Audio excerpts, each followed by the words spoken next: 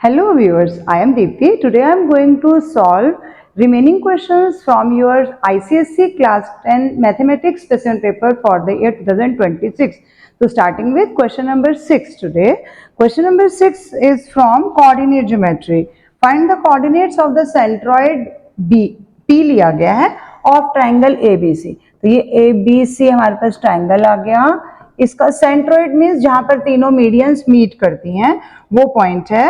whose vertices are A point है -1, 3, B is 3, -1 and C is 0, 0 origin पे लिया गया है. Hence find the equation of a line passing through P and parallel to AB. Parallel to AB means ये आपका parallel इससे जाना चाहिए. Equation of line passing through P. ये पी पॉइंट हो गया. पी से पास भी करेगी तो पहले हमें पी के पॉइंट निकालने पड़ेंगे. अब पी सेंट्रॉइड है. पी का फॉर्मूला आपको पता है x1 + x2 + x3 divided by 3. तो x1 -1 + 3 + 0 डिवाइडेड बाय 3.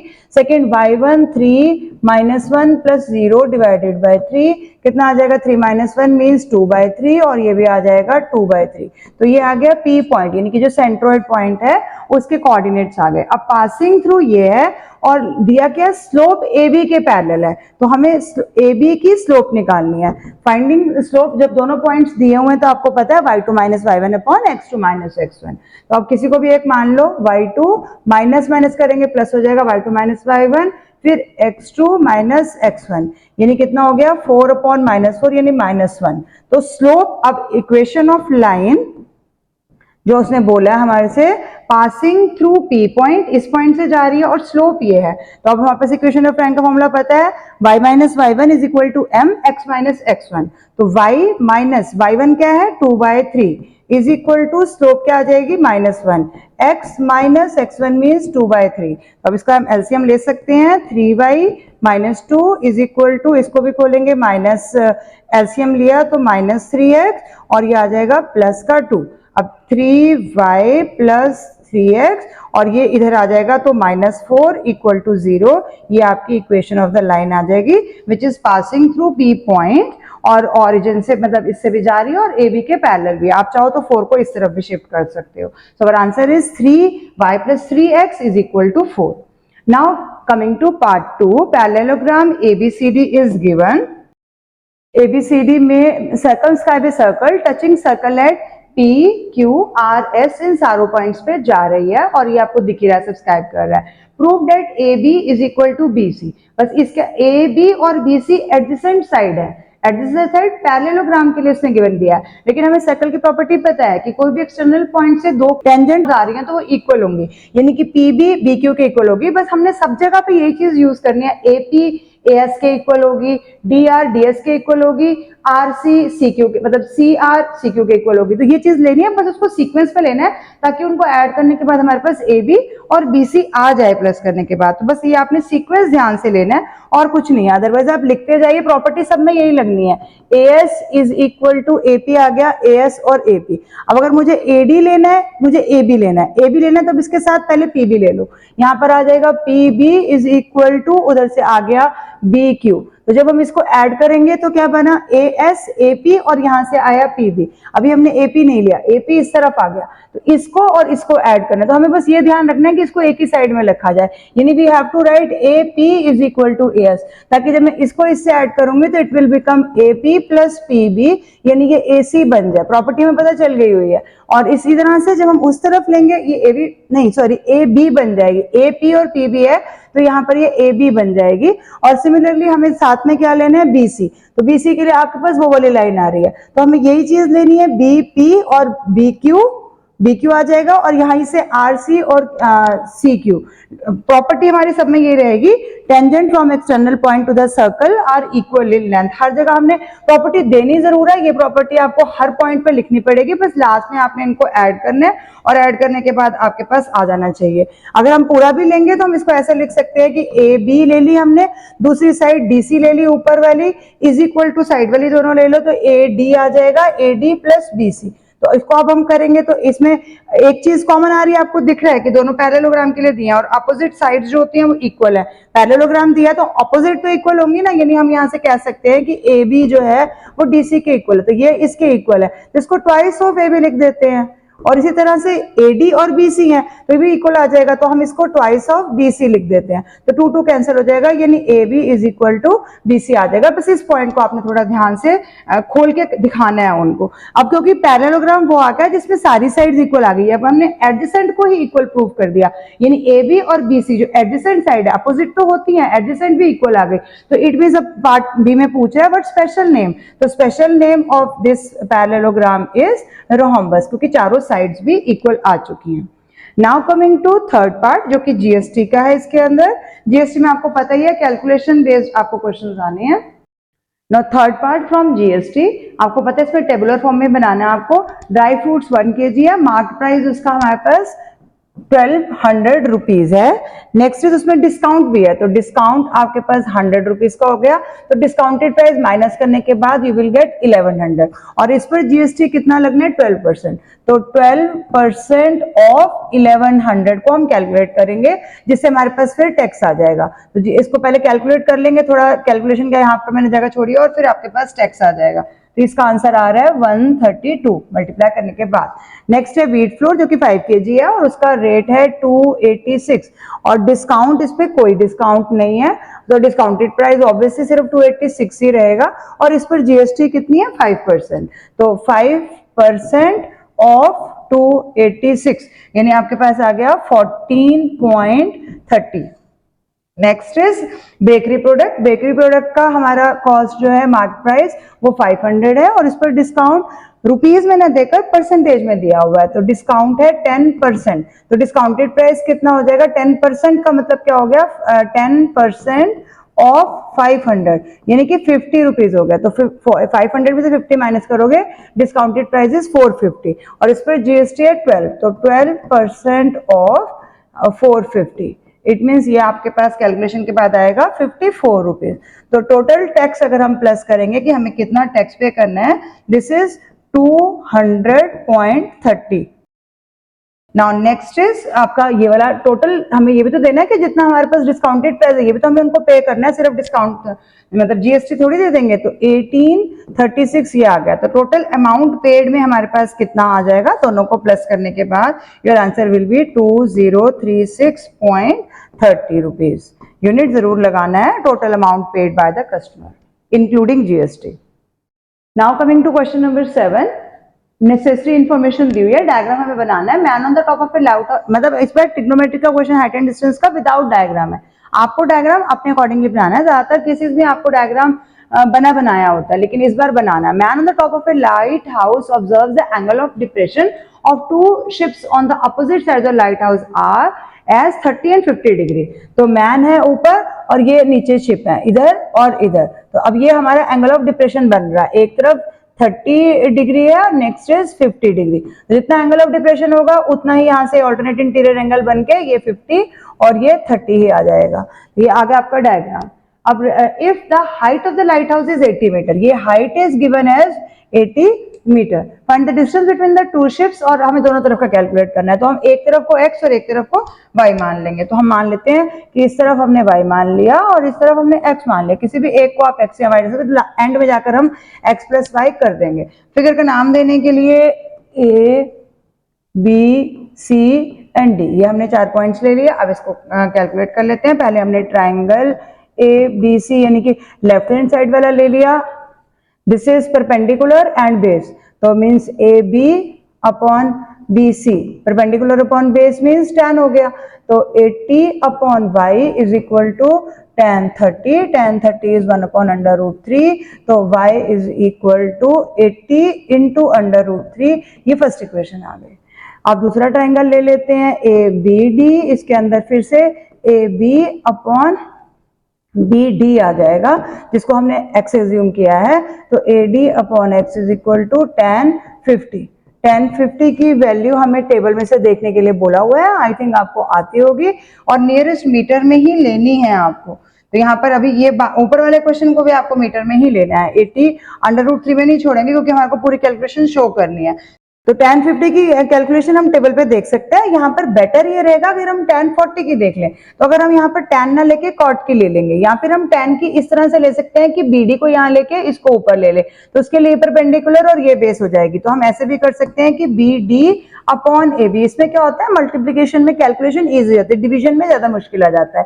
तो बी डी हमारा x है, ए बी हमारे पास 80 है, इज इक्वल टू यहाँ पर हमारे पास अगर ये एंगल 50 है तो ये कितना हो जाएगा, 40 हो जाएगा ना, टोटल तो 90 है तो 40 हो जाएगा। तो अब हम tan 40 पे इस टेबल की वैल्यू देख लेते हैं, एंड 40 पे इट्स वैल्यू इज 0.8391। तो अब यहां से आप देखिए 80 को मल्टीप्लाई करना आसान हो गया, इंटू 0.8391। अब कैलकुलेट करने के बाद हमें दोनों को प्लस करना है। तो अब इसमें क्या है कि यहाँ भी √3 है, तो इसको भी हमें कन्वर्ट कर लेना है। कितना उसने जितने भी नियरेस्ट डेसिमल रूल है उसके अकॉर्डिंग लिया, तो 1.7321 इसकी वैल्यू होगा, ये हो रहा है। अब कैलकुलेशन इजी क्यों हो जाएगी, क्योंकि हमें टोटल जब डिस्टेंस लेना है, it means we have to calculate CD, और CD is the sum of CB and BD।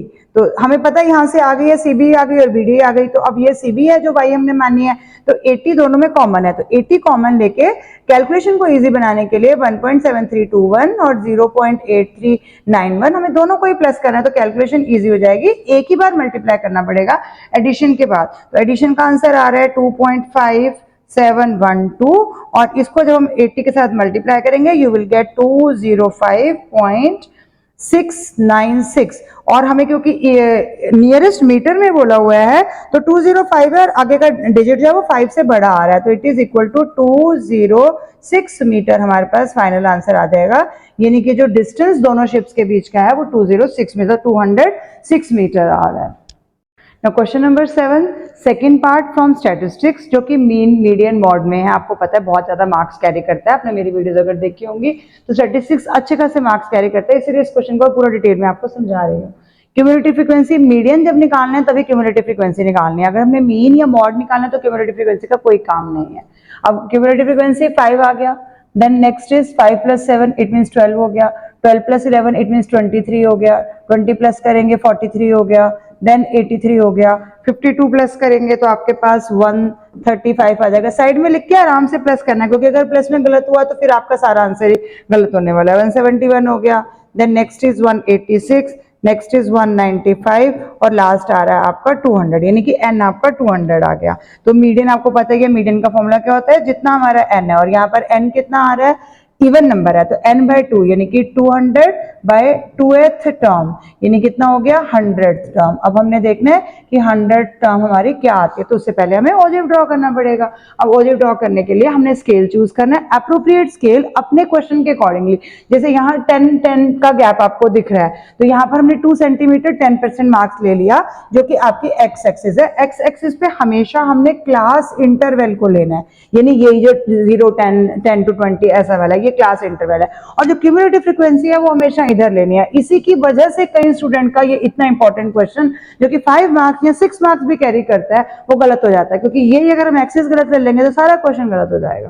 तो यहां से हमने ले लिया। अब इसके बाद हमने लेना कैसे है, अपर लिमिट लेनी है मार्क्स से, और क्यूमुलेटिव फ्रीक्वेंसी लेनी है वाई एक्सिस पे। जैसे 10 है तो 10 पे 5। अगर आपको पॉइंट समझ में नहीं आता तो आप ऐसे लिख सकते हो कि मुझे यहाँ पर 10,5 लेना है, 20,12 लेना है, 30,23 लेना है। तो ये कोऑर्डिनेट्स आपके एक्सिस पे मार्क होंगे, ऐसे आप करके लिख सकते हो अपनी कन्वीनियंस के लिए। उसका कोई एक्स्ट्रा मार्क्स नहीं है वैसे, तो हम अगर समझ गए हो, प्रैक्टिस हो चुकी है तो ले सकते हो। अब जैसे ये 20 है तो 20 का हाफ आएगा 10। अब हमारा क्या है 5, तो 5 मींस हमारा बिल्कुल 10 के नीचे, मतलब इसका हाफ, यानी कि हमारा ये नीचे से यहाँ से स्टार्ट होगा, तो ये वाला पॉइंट आ गया हमारे पास। नेक्स्ट आ गया 20, 20 पे 12, 12 भी हमारा नीचे ही है, यानी कि ये 10 है, तो 10 के ऊपर जरा सा ही ऊपर जाना पड़ेगा हमारे को, ये 12 आ गया हमारे पास। आप चाहो तो यहाँ पर कोऑर्डिनेट्स लिख भी सकते हो, उससे हमारी कोई भी गलती हो तो जल्दी पकड़ में आ जाती है। 30 पे 23, तो 30 पे 23 यानी कि 20 पे ही है हम, क्योंकि 30 तक तो पूरा ऊपर जाना पड़ेगा, तो 23 हमारा आ गया यहाँ पे। नाउ नेक्स्ट इज 40, 40 पे 43, तो 40 पे 40 तक जाएंगे, और 50 तक तो जाना नहीं है, तो 43 मतलब उससे हाफ से भी नीचे ही रखना है हमने, ये हमारा आ जाएगा 43। नाउ नेक्स्ट इज 50 पे 83, 50 पे 83 तक जाना है, तो 80 आ गया, 80 पे हमारा यहाँ से 90 तक जाना नहीं है, 83 यानी कि इस पॉइंट पे आ गया। बस एक एक हमने लेते जाना है पॉइंट। 60 पे 135, अब 60 पे हमारा थोड़ा ज्यादा लंबा गैप है यहाँ पे 135, तो 40 और 120 के बीच में 130 आएगा, और उन दोनों के बीच में 135 आएगा, यानी ये पॉइंट हमारा 135 हो गया। नाउ नेक्स्ट इज 70, 70 पे 171 है, 70 पे 171 है, ये 60 हुआ, ये 70 हुआ, तो 70 से थोड़ा सा ऊपर, तो ये 171 आ जाएगा। नाउ नेक्स्ट इज 80 पे 186, 80 पे 186, तो 80 है और वो 190 हो जाएगा, हमें 190 तक नहीं जाना, हमें 190 से नीचे ही रखना है, तो 186 इस पॉइंट पे आ जाएगा। नाउ नेक्स्ट इज 100 पे 200, अब बस 100 लिया हमने और 100 पे 90, 90, नेक्स्ट इज 90, 90 पे आपका 195 आ रहा है, 90 आ गया, 90 पे 195 मीन्स इन दोनों का 90, ये 190 है और 195 मतलब उससे बिल्कुल थोड़ा सा नीचे, तो ये आ गया 200 और 195 उससे थोड़ा सा नीचे इस पॉइंट पे आ जाएगा। और लास्ट आ गया 100 पे आपके पास 200, ये पूरा ये आ गया 200। कोऑर्डिनेट्स लिखेंगे तो बेस्ट रहेगा, इनफैक्ट हमें लिखने ही चाहिए ताकि हमारा गलत ना हो। अब हमने जब स्टार्ट करना है तो हमने नीचे से 0 0 से ही स्टार्ट करना है, इस ग्राफ को टच जरूर करवाना होता है हमने एक्सिस को, उसके बाद अगर नहीं तो फिर हम किंक देते, किंक है ही नहीं इसके अंदर क्योंकि हमारा 0 से ही डाटा स्टार्ट हो रहा है, 0 to 10 है तो इससे किंक की जरूरत नहीं पड़ी। ये आपका ओजिव आ गया। अब हमने क्वेश्चंस कैसे रीड करने हैं इसके अंदर वो देखिए।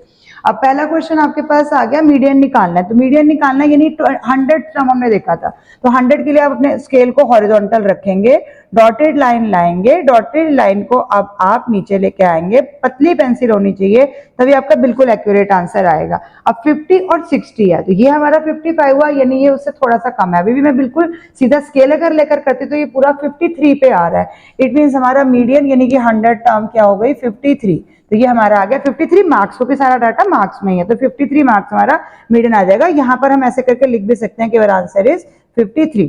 नाउ इसका second part, number of student who obtain more than 65% mark. अब परसेंटेज कहाँ है, यहाँ परसेंटेज नहीं है ना, ये तो मार्क्स है।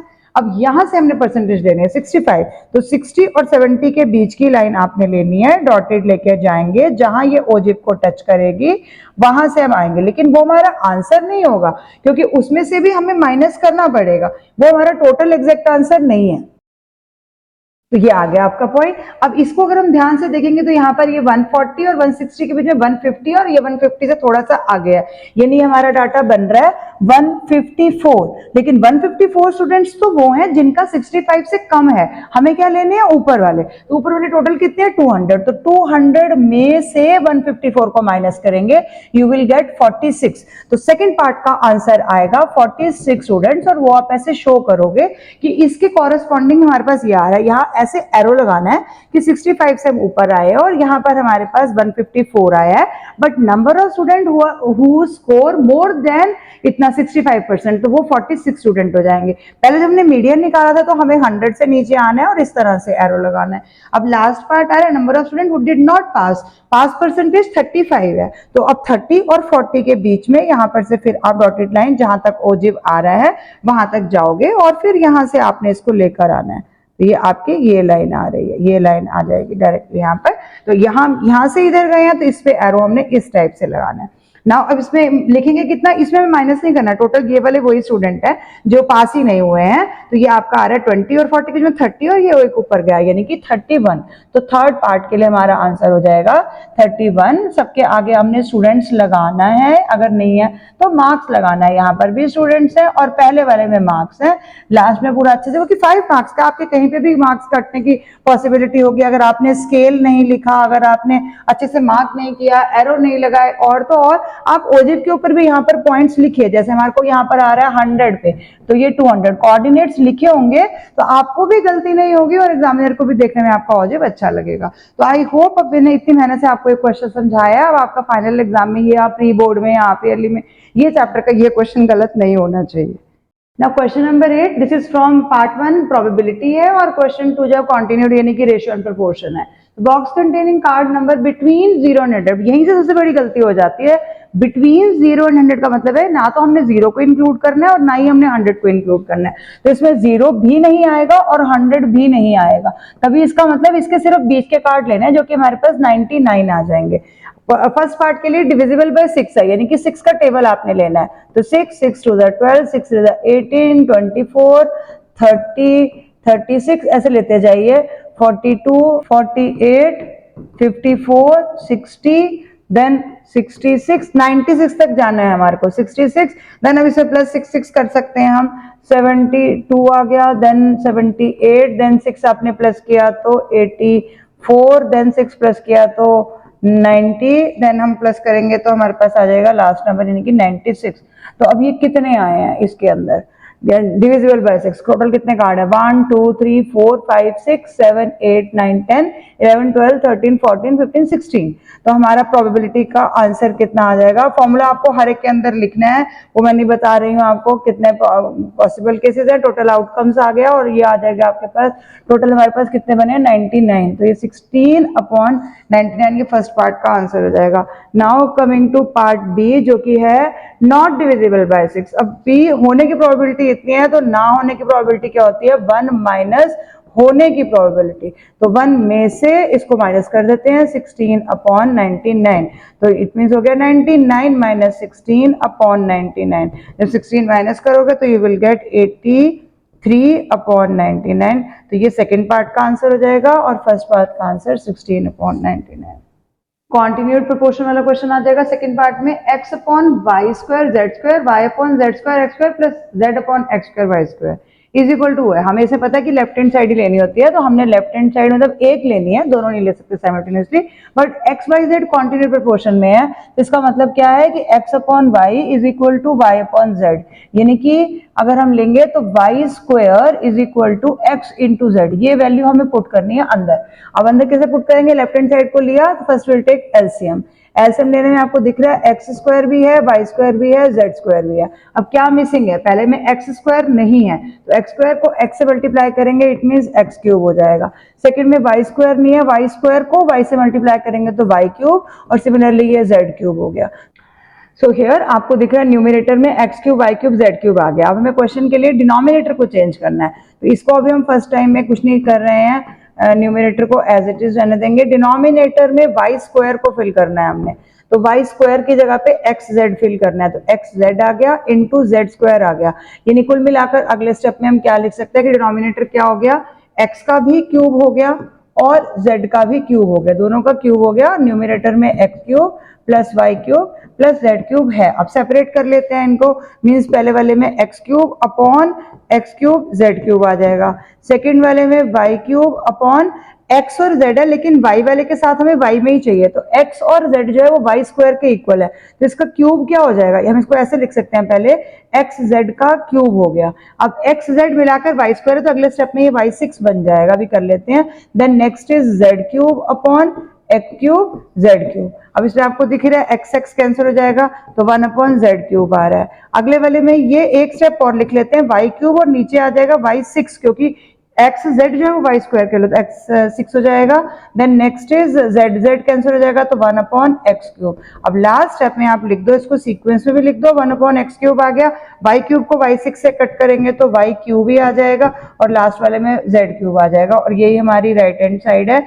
लास्ट में हमने लिखने की हैंस वेरीफाइड, जो भी उन्होंने बोला हमारे को हमें प्रूफ तो करना है इसके अंदर, हैंस प्रूव्ड या फिर verified. Third part from the chapter mensuration, manufacturing company prepare spherical ball bearing. Spherical आपको दिखी क्या मतलब, स्फेरिकल उन्होंने बोल दिया स्फीयर का लेना है हमने, ईच ऑफ रेडियस 7 मिलीमीटर, तो रेडियस इज गिवन है 7 मिलीमीटर, जिसको हमें सेंटीमीटर में तो कन्वर्ट करना पड़ेगा क्योंकि आगे की वॉल्यूम सेंटीमीटर में दी हुई है, तो 7 मिलीमीटर को सेंटीमीटर में कन्वर्ट करने के लिए 7/10 हो जाएगा, यानी 0.7 सेंटीमीटर हमें लेना है। The ball bearings are packed into boxes. Each box can have a maximum of 2156 centimetre of ball bearing, मतलब इतना क्यूब, यानी ये वॉल्यूम दी हुई है, जब क्यूब में दी है इट मींस वॉल्यूम है 2156 सेंटीमीटर क्यूब, ये हमें दी हुई है। Find the maximum number of ball bearing that each box can have, कितने आ सकते हैं, तो नंबर ऑफ बॉल बेयरिंग कितना आ जाएगा आपके पास, number of ball bearing is equal to total volume कितनी है डिवाइडेड बाय एक की वॉल्यूम कितनी है, तो वॉल्यूम जो टोटल है, यहाँ टोटल वॉल्यूम लिख लो आप, ऑफ बॉक्स हो गया, नीचे आ गया हमारे पास वॉल्यूम ऑफ 1 बॉल बेयरिंग। अब टोटल वॉल्यूम गिवन है हमें 2156, हमने सेंटीमीटर क्यूब में इसको कन्वर्ट कर लिया। अब वॉल्यूम ऑफ 1 बॉल बेयरिंग में फॉर्मूला क्या लगेगा, स्फीयर है तो 4/3 पाई आर क्यूब, तो 4/3 पाई आर क्यूब, आर तो दिया हमें, पाई हमें अपने आप से लेना है तो हम 22/7 ले लेते हैं, तो 4/3 पाई और r क्यूब। अब r हमारे पास 7/10 वाला ले लेते हैं, 7/10 इंटू 7/10, क्योंकि क्यूब है तो आप उसको 3 बार लिखेंगे। अब कैलकुलेशन में बस आपको इसको ऊपर लेके जाना है, 7 7 कट रहा है, जो चीज कट सकती है वो कैंसिल कर देंगे। यू विल गेट, इसके अंदर टोटल आपके पास आंसर आ रहा है 1500। तो total number of ball bearings जो है वो 1500 आ गए। सेकंड में mass of each box of ball bearing in KG में हमने निकालना है। तो मास ऑफ ईच बॉक्स, तो मास ऑफ एक का हमें दिया हुआ है, मास ऑफ वन बियरिंग का क्वेश्चन में देखोगे, एंड मास 4 ग्राम आपको दिया है। तो mass of one ball bearing is given as 4 gram. तो जिस बॉक्स में 1500 आएंगे तो मास ऑफ बॉक्स कितना हो जाएगा, 4 ग्राम का एक है, 1500 उसके अंदर आए हैं, तो 15 इंटू 4 यानी कि 60 हो गया, और ये आ गया ये, लेकिन ये तो ग्राम में आया, उन्होंने बोला केजी में लाना है, तो आपके पास आ जाएगा 6 kg, पूरे बॉक्स का मास हो जाएगा, क्योंकि छोटी आइटम है ये। With this I conclude my today's video also, otherwise video will become very lengthy. जो remaining questions है उसके लिए एक और video next time. Thank you for watching till the end. Keep watching, sharing and subscribe to my channel.